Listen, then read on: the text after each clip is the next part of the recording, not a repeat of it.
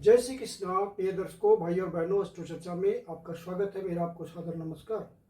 इस वीडियो में हम चर्चा करेंगे वृषभ लग्न के व्यक्तियों का अर्थात टॉरस असेंडेंट के व्यक्तियों का जून महीना कैसा गुजरेगा। एक संक्षिप्त पर चर्चा करेंगे। आप नए दर्शक हैं तो कैसे पता करेंगे कि आप वृषभ लग्न के व्यक्ति हैं, तो अपना बर्थ डिटेल्स किसी अच्छे एस्ट्रो के सॉफ्टवेयर में डालें जो लग्न कुंडली बनकर आती है, जिसको डीवन चार्ट कहते हैं या लग्न चार्ट कहते हैं या बर्थ चार्ट कहते हैं।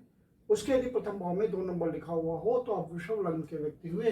ये प्रथम भाव है, इसमें 2 नंबर लिखा हुआ अर्थात ये वृषभ लग्न की कुंडली को इंडिकेट करता है। 1 जून को जो गोचरीय परिस्थितियां है वो आपके कुंडली पे दिखाया हुआ है। जो महत्वपूर्ण गोचरीय परिवर्तन है उसको डिस्प्ले किया हुआ है। आपके जो लग्न के स्वामी होते हैं, जो कि आपके स्वास्थ्य के लिए रेस्पॉन्सिबल है, आपके सेल्फ कॉन्फिडेंस के लिए रेस्पॉन्सिबल है, आपके मान सम्मान, सामाजिक प्रतिष्ठा, इन सब बातों के लिए, पर्सनालिटी के लिए रेस्पॉन्सिबल है, वो आपके 12वें भाव पे गोचर कर रहे हैं। 12वें भाव पर 29 तारीख को फिर यहाँ से निकल करके शुक्रदेव लग्न पे आएंगे तो और सही स्थिति हो जाएगी, क्योंकि यहाँ जब आएंगे 29 तारीख को तो अपनी ही राशि में रहेंगे और मालव्य नामक पंच महापुरुष योग बनाएंगे और आपको अच्छा फल देंगे। अब इस समय शुक्रदेव 12वें भाव पे गोचर कर रहे हैं तो आपको डिसीजंस वगैरह लेने में पूरी सावधानी बरतनी चाहिए। यहाँ गोचर करते हुए आपका एक्सपेंडिचर भी कराएंगे, खर्चा भी कराएंगे। और शुक्रदेव आपके होते हैं 6ठे भाव के स्वामी और लग्न के स्वामी, तो अपने स्वास्थ्य का भी ध्यान रखिएगा, क्योंकि शुक्र देवता का संबंध 12वें भाव से बन रहा है, 6ठे भाव से बन रहा है और ये आपके हेल्थ मैटर्स के स्वामी है और 12वें भाव पे गोचर कर रहे हैं, साथ में 6ठे भाव के भी स्वामी हैं। तो सबसे ज्यादा आपको ध्यान रखना है अपने स्वास्थ्य संबंधी बातों का। यदि आप सीनियर सिटीजन हैं तो मेडिटेशन, मेडिकेशन, योगा, एक्सरसाइज, इन सब बातों के थ्रू अपने आप को फिट रखें। फिर जो एक्सपोर्ट इंपोर्ट के धंधे में हैं उनके लिए एक अच्छा गोचर है, या बाहर से जो संबंध बनाने के चलते हैं उनके लिए अच्छा गोचर है। 12वां भाव विदेश यात्रा का होता है, विदेश में सेटलमेंट का होता है, विदेश में जाकर के अपनी डीलिंग्स करने का होता है। तो इन सब बातों के लिए शुक्रदेव का ये गोचर बहुत बढ़िया है। और शुक्रदेव 12वें भाव में अच्छा फल देते हैं, उच्च की तरह व्यवहार करते हैं काल पुरुष की कुंडली में। तो आपका जो खर्चा होगा अपने लग्जरी पे भी खर्च कर सकते हैं, सुख सुविधा के साधनों पे भी खर्च कर सकते हैं। और शुक्र देवता चूंकि 6ठे भाव को देख रहे हैं तो 6ठे भाव से संबंधित बातों का आप ध्यान रखिएगा। ये भाव रोग, ऋण, रिपु इत्यादि का होता है, तो इन सब बातों से आपको अलर्ट रहना है। यदि कोई विद्यार्थी है, कंपटीशन की तैयारी कर रहे हैं, तो वहां पे बुध देवता 6 तारीख को यहाँ से निकल करके द्वितीय भाव में प्रवेश करेंगे, तो बुध देवता अपनी राशि में रहेंगे तो अच्छा फल देंगे आपको। यदि आप बिजनेसमैन हैं या पारिवारिक लोगों के साथ, कुटुंबजनों के साथ, माता पिता के साथ कोई व्यापार करते हैं, तो वहाँ पे आपकी व्यापारिक बुद्धि काम करेगी, चतुराई काम करेगी, इंटेलिजेंस काम करेगी। समय और अवसर के अनुसार आप डिसीजन लेंगे तो धन संचय करने में आप सफल होंगे। बृहस्पति देव भी यहाँ गोचर कर रहे हैं मिथुन राशि में, और मिथुन राशि द्विस्वभाव की राशि होती है, तो आपको नए अवसर भी मिलेंगे धन कमाने के, धन संचय करने के। बृहस्पति देव भी एक्सपेंशन देंगे यहाँ पे, तो धन संचय करने में आपको मदद कराएंगे। हालांकि थोड़ा मोड़ा आपको परेशानी भी हो सकती है, क्योंकि अष्टमेश है, तो अष्टमेश है तो यहाँ पे कुछ आपको हल्का फुल्का संघर्ष दे सकते हैं, लेकिन अल्टीमेटली आपको फायदा मिलेगा। और बृहस्पति देव चूंकि द्वितीय भाव आपके खान पान का होता है, तो आपको स्वादिष्ट खाने की हैबिट हो जाएगी। अच्छा अच्छा खाना के लिए आप सोचेंगे और एंजॉय करेंगे, मीठा खाने के शौकीन हो जाएंगे। अब क्या है कि बृहस्पति देव यहाँ आपके बातों को, द्वितीय भाव की बातों को एक्सपेंड करते हैं, एक्सपेंशन देते हैं, तो आपका ये स्वादिष्ट खाने का मन ज़्यादा करेगा, तो आप ज़्यादा खाने की हैबिट हो जाएगी। तो उस पर रोक लगानी है आपको, नहीं तो स्वास्थ्य संबंधी परेशानी आएगी, क्योंकि आपके लग्नेश 12वें भाव पे गोचर कर रहे हैं और 6ठे भाव के स्वामी हैं, तो बीमारी से आपका नाता हो जाएगा यदि आपने अपने फूड हैबिट्स को बिगाड़ा तो। और फिर बृहस्पति देव वाणी के कारक होते हैं, तो वाणी तो आपकी संतुलित हो जाएगी, संयमित हो जाएगी, क्योंकि बुधदेव भी यहाँ गोचर करेंगे और कहाँ पे क्या बोलना है ये आप अच्छी तरह समझेंगे और काम निकालने में आप बहुत ही सकुशल हो जाएंगे। इस तरह का रिजल्ट आएगा बुधदेव के यहाँ गोचर करने का और बृहस्पति देव के गोचर करने का। फिर बुधदेव यहाँ से निकल करके 22 तारीख को कर्क राशि में प्रवेश करेंगे। तो ये गोचर ऐसा होगा कि जो भी आप प्रयास करेंगे उसमें आपको इंटेलिजेंस मिलेगा, मतलब समय और अवसर के अनुसार आप काम को निकालना जानेंगे, प्रयास करना जानेंगे। और मंगल देव किसके भाव पे गोचर कर रहे हैं, तो मंगल देव ऑलरेडी आपके प्रयासों को सफल करेंगे। हालांकि कर्क राशि में गोचर कर रहे हैं, नीच की राशि में गोचर कर रहे हैं, लेकिन मंगल देवता का तृतीय भाव में गोचर करना नीच की राशि में और भी अच्छा होगा। आप सही से प्रयास कर पाएंगे, क्योंकि जब कोई भी ग्रह नीच की राशि में होता है तो व्यक्ति डाउन टू अर्थ हो जाता है। तो अपना काम निकालने के लिए वो किसी प्रकार प्रयास करता है, पूरी मेहनत करता है, पूरा जोर लगाता है, क्योंकि उसे कोई अपनी महत्ता नहीं दिखानी है, अपना काम बनाना है। तो यहाँ पे मंगलदेव आपको सफल करेंगे। मंगलदेव का तृतीय भाव पे गोचर बहुत ही अच्छा होता है। लेकिन भाई बहनों से, छोटे भाई बहनों से संबंध मधुर बनाए रखने के लिए प्रयास करना होगा। नेबर से, पड़ोसियों से रिश्ता ना बिगड़े, इस बात का ध्यान रखना पड़ेगा। और यदि आप किसी ऐसे प्रोफेशन में हैं जहाँ की सेल्स और मार्केटिंग का काम है, आपको यात्रा करनी पड़ती है, छोटी यात्रा करनी पड़ती है, या आप कम्युनिकेशन से जुड़े हुए हैं, किसी प्रकार से इंटरनेट के थ्रू आपका काम चलता है, मोबाइल फ़ोन के थ्रू आपका काम चलता है, या सोशल मीडिया के थ्रू आप काम करते हैं, तो वहाँ आपको उत्साह बना रहेगा अपने काम के प्रति और बुधदेव आपके लिए काम निकालेंगे, आपको नए नए अवसरों की प्राप्ति होगी। फिर सूर्य देवता आपके लग्न पे गोचर कर रहे हैं और 15 तारीख को यहाँ से निकल करके मिथुन राशि में प्रवेश करेंगे। तो मंगल देवता आपके शुभ भाव के स्वामी हैं और लग्न में गोचर कर रहे हैं। तो आपको थोड़ा एग्रेशन से बचना होगा, आवेग से बचना होगा, क्रोधी स्वभाव से बचना पड़ेगा।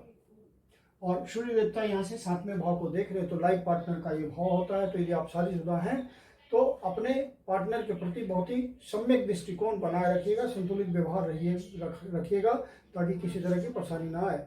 ये बिजनेस का भी भाव होता है, तो बिजनेस यदि आप पार्टनरशिप में करते हैं तो कोई टर्म एंड कंडीशन को सही से आप ध्यान में रखते हुए संतुलित ढंग से चलिएगा। फिर सूर्य देवता जब यहाँ आएंगे द्वितीय भाव पे, तो चूंकि अष्टमेश के साथ गोचर करेंगे, बृहस्पति देव अष्टमेश है, तो अब धन की फिजूल खर्ची नहीं करनी है, आपको सोच समझ के चलना है। सरकारी अधिकारियों से किसी तरह का पंगा नहीं लेना है, अन्यथा उन सब बातों में धन की बर्बादी होगी। केतुदेव आपके चौथे भाव पे गोचर कर रहे हैं, सिमल्टेनियसली राहुदेव गोचर कर रहे हैं 10वें भाव पे। तो ये कार्मिक पैटर्न होता है। राहुदेव आपको कर्म के प्रति बहुत निष्ठावान बना देंगे और हो सकता है कि अपने गोचर के दौरान लंबे समय के लिए यहाँ हैं तो किसी तरह का प्रमोशन दे सकते हैं, किसी तरह का पोस्टिंग दे सकते हैं, या किसी तरह का दूसरा जॉब दे सकते हैं जहाँ हाई सैलरी, हाई पैकेज आपको मिले और आपकी स्थिति, आर्थिक स्थिति बहुत सुधरे, कर्म में आपकी महत्ता हो जाए। तो इन सब बातों को राहुदेव दे सकते हैं 10वें भाव में। और अपनी राशि में गोचर कर रहे हैं, एक्वेरियस कुंभ राशि राहुदेव की अपनी राशि होती है, तो वहाँ पे ये बहुत कंफर्टेबल है और 10वां भाव इनको बहुत प्रिय है। तो 10वें भाव में ये अच्छा रिजल्ट देते हैं, तो राहु देवता का रिजल्ट बहुत अच्छा आएगा। और केतु देव चौथे भाव में है, तो केतु देव जिस भाव में गोचर करते हैं वहाँ से आपको डिटैच करते हैं। तो हो सकता है कि न्यूक्लियर फैमिली में जो आपके बच्चे हैं, जो पत्नी है, उनके साथ अंडरस्टैंडिंग में आपको दिक्कत होगी, घर में रहने का मन नहीं करेगा, घर में समय बिताने के लिए आपको बहुत प्रयास करना पड़ेगा। केतुदेव जहाँ होते हैं वहाँ आपको ध्यान देना पड़ता है। माता के स्वास्थ्य में कमी हो सकती है, क्योंकि मंगल देवता यहाँ से निकल करके फिर 7 तारीख को चतुर्थ भाव पे चले आएंगे।